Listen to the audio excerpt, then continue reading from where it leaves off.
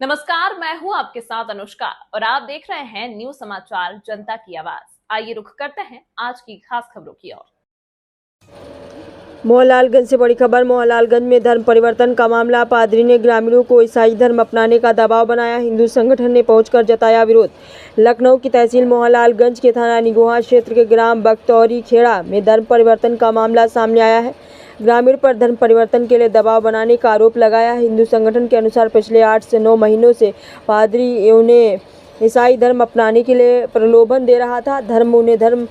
उन्हें धर्म विशेष की पुस्तकें पढ़ाई गई। धर्म परिवर्तन करने पर विभिन्न लाभ देने का लालच दिया गया। धर्म परिवर्तन से मना करने पर धमकियां दी गई। हिंदू संगठन को सूचना मिली कि नगराम थाना क्षेत्र असलीगढ़ी गांव व बख्तौरी खेड़ा भोला खेड़ा में लोगों को इकट्ठा कर धर्म परिवर्तन करा रहा प्रकरण। हिंदू संगठन मौके पर पहुंचे।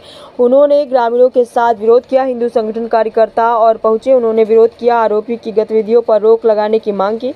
हिंदू संगठन ने बताया कि जानकारी प्राप्त कर ली गई है। मामले की जांच कर आवश्यक कार्रवाई की उच्च अधिकारियों व मुख्यमंत्री योगी आदित्यनाथ जी से ऐसे धर्म परिवर्तन करने वाले संगठनों के खिलाफ कड़ी से कड़ी कार्रवाई करने की अपील करते हैं।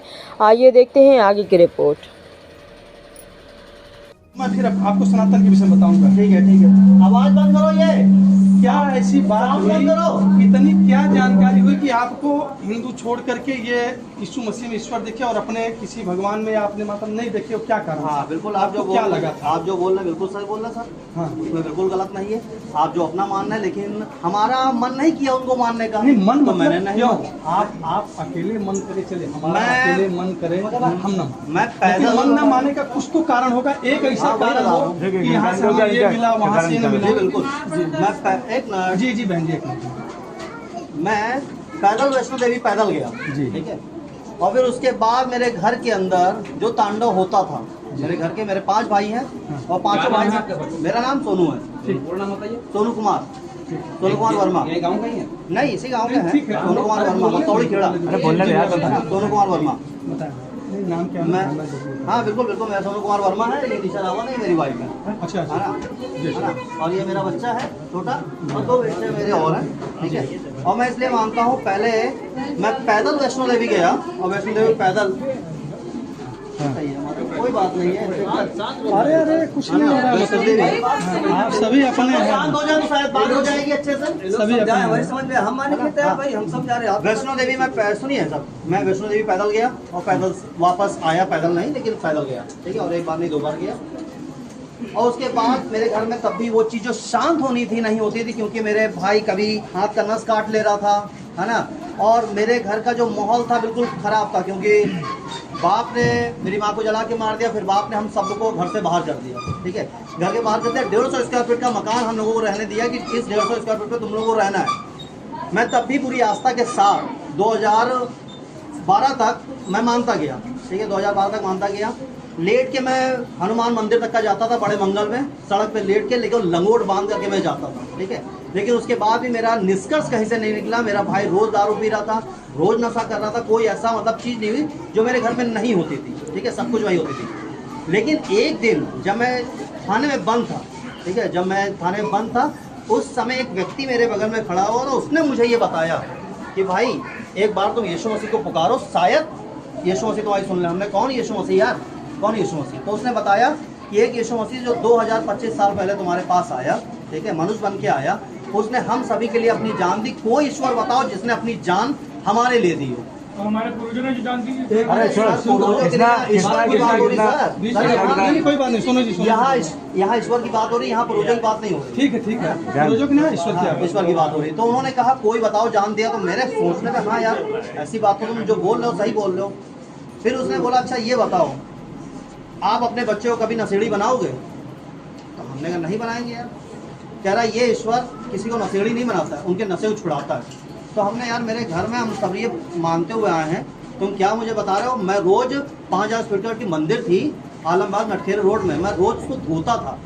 मैं वो व्यक्ति था जो पूरे मंदिर जितने भगवान थे, ईश्वर थे, सबको मैं धोता था। और तुम मुझे क्या बता रहे हो यार कहानी? कह रहा भाई एक बात कहने पे मेरे अगर मान के देखो, अब लगा है मेरे ऊपर मुकदमा, और मैं इस समय अच्छा खासा मतलब मुकदमा लगा हुआ है, और मैं सोच रहा हूँ क्या करूँ। उस समय मुझे एक कहानी बता रहा है ना। तो हमने कहा भाई जो तुम मुझे कहानी बता रहे हो, कहानी बताने से मेरे जीवन में कुछ नहीं होने वाला, क्योंकि मैं जितना मान के आया हूँ मैं मजार भी गया हूँ, मैं गुरुद्वारा भी गया हूँ, सब कुछ माना मैंने, लेकिन आज तक मेरे जीवन में जो बदलाव, मेरे घर में जो बदलाव दिखना चाहिए, परिवार में जो बदलाव दिखना चाहिए, वो बदलाव आज तक नज़र नहीं आया। ठीक है, क्योंकि मेरे घर में सब लोग, एक भाई जेल जाता है, दूसरा भाई एक छूट के आता है, दूसरा जाता है, मेरे घर का वो माहौल है। ठीक है, रात में पुलिस आई खटखटाती है, तब उस समय ये नहीं बोलेंगे कि यीशु मसीह बचा लो, हनुमान बचा लो या बजरंग बचा लो, उस समय ये नहीं बोलेंगे। उस समय भाई पुलिस वाले के हाथ पकड़ना पड़ता है, भैया क्या हो गया क्या हो गया, लेकिन उनको उससे मतलब नहीं, तेरे भाई ने लड़ाई करी है, इसको हम लेके जा रहे हैं, मुकदमा है तेरे भाई। अब जब मेरा भाई नहीं मिला तो मुझे उठा के ले गए। हमने कहा ये कौन सी बात है भाई, मुझे क्यों उठा के तुम ले गए, है ना। तब मेरे भाई को सामने आना पड़ा कि उसको छोटा है यार 16 साल का, उसको 16 साल की उम्र की बात मैं बता रहा हूँ।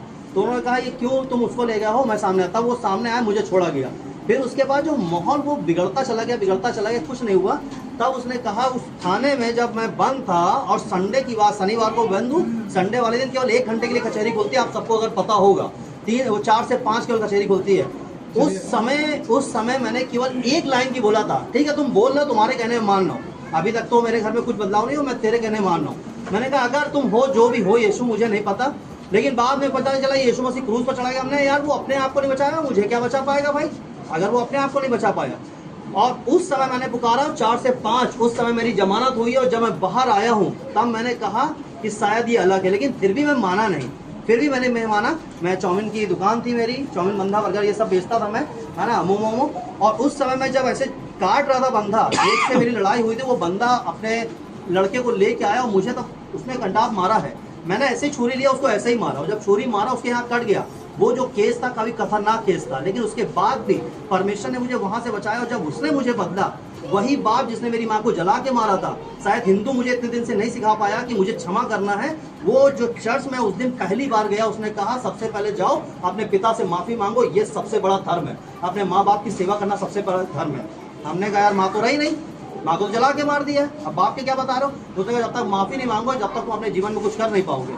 मैं ठेला हाथ में कैलेंडर लेके बेचने वाला व्यक्ति आज परमेश्वर ने यहाँ पहुँचाया, इस कारण है कि मैंने अपने पिता के पास गया, मैंने पिता से बोला हमने ठीक है जो तुमने बोला है, तुम्हारी बात को हम मानते हैं, है ना, जो तुमने किया मुझे नहीं पता क्यों किया पिताजी आपने, लेकिन मैं जहाँ अभी गया हूँ मुझे ये बताया गया, अभी मैंने बहुत यात्रा करी, किसी ने मुझे ये बात नहीं बोली थी, लेकिन एक जगह ऐसी गया हूँ जिसने बोला अपने पिता से माफी मांगो, इसलिए मैं आपसे हाथ जोड़ के माफी मांगता हूँ, मुझे माफ कर दीजिए, क्षमा कर दीजिए, जो मुझसे गलती हुई है मुझे माफ कर दीजिए। और उस दिन के बाद जो आज मैं अपने परिवार को धीरे धीरे करके, जो भाई नशा करता था, वाइफ को सड़क पे मारता था, धीरे धीरे करके उसका आज 5 साल हो गया, बंदे ने दारू में हाथ तक नहीं लगाया, है ना, आज तक कभी, आज 10 साल के ऊपर हो गया, 12 साल के ऊपर, आज तक कभी जेल का, थाने का मुंह नहीं देखा, जो हर साल ये कंटिन्यू होता था। ठीक, आपकी बातें सुन के समझ ये गए। चीजें भैया सुनो यार, अरे कृष्णा तुम शांत अच्छा, रहो। जेल जाते थे, नहीं सुनो ना, आपने बोल दिया। जैसे आप झगड़ा किए, चाकू मारे, तभी जेल जाते होंगे, ऐसा तो नहीं कि मैं कभी नहीं जेल गया, हाँ, कभी नहीं किया, झगड़े नहीं किया। बिल्कुल बिल्कुल बिल्कुल। और रही माता पिता की, तो ये कहा गया है